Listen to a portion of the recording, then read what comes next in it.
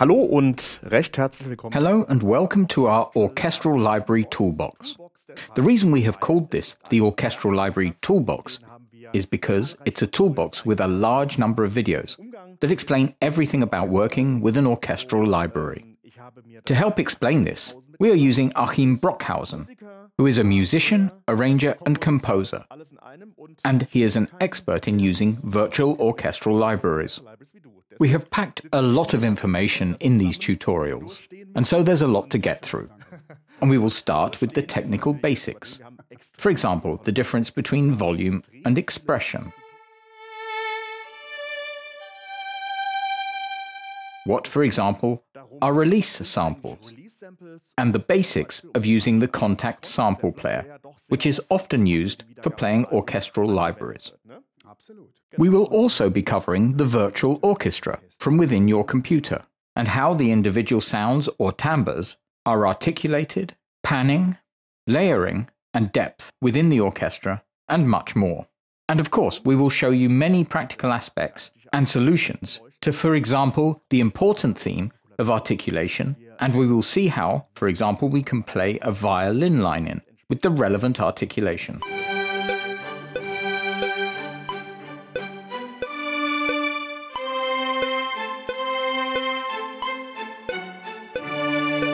Also, woodwind, brass, and let's not underestimate percussion, which also requires specific articulation when being performed.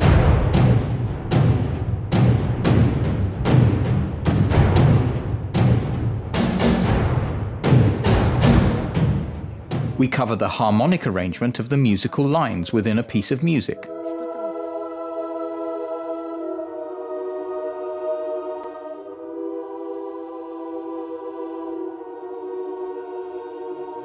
A very important topic that we also cover is that of ostinato,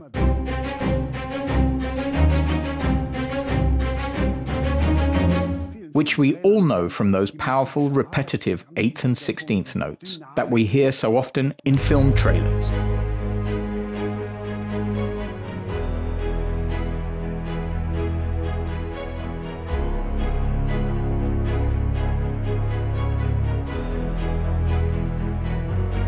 But of course, we also cover using the string section, not just in film-style scoring, but within popular musical settings.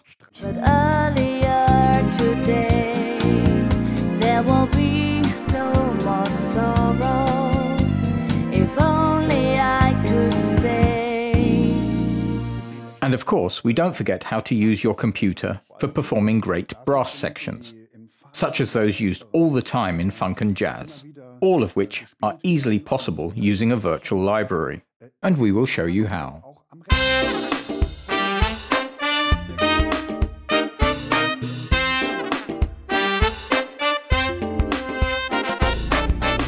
Also, everything that we haven't covered is included in an extra chapter, within which we cover items such as how to convert your MIDI file to a score that can be read by musicians, and we cover the important topic of mixing and mastering within your computer.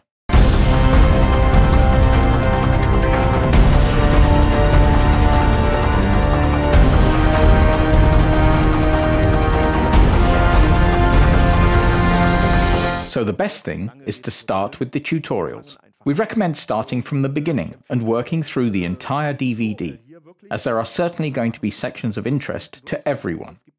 But of course, each theme is a complete section that can be read independently.